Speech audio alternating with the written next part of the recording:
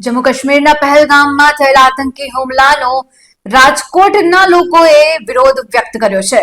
આતંકી હુમલાની ઘટના બાદ રાજકોટમાં આક્રોશની લાગણી પ્રવર્તી હતી। વિશ્વ હિન્દુ પરિષદ દ્વારા થોડીવારમાં આતંકી પુતળાનું દહન કરાયું હતું।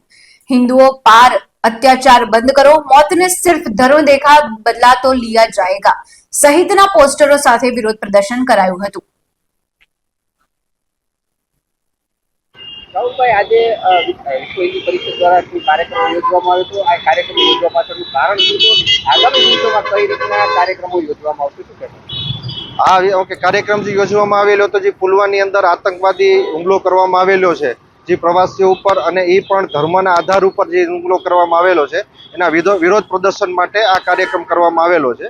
આગામી રણનીતિ અમારી જે કેન્દ્રીય માર્ગદર્શન સમિતિ જે પ્રમાણે યોજના બનાવશે એ પ્રમાણે અમે એનું કામગીરી આગળ તપાવશું। કાર્યક્રમ શું યોજવામાં આવ્યો હતો? પુતળા દહન આજે આતંકવાદનું પુતળા દહન કરી અને વિરોધ પ્રદર્શન કરવામાં આવેલું હતું। કઈ જગ્યાએ યોજવામાં આવ્યું? રાજકોટ ત્રિકોણબાગ વિસ્તારની અંદર ત્રિકોણબાગના મધ્યમાં આપણે આ કાર્યક્રમ યોજેલો હતો।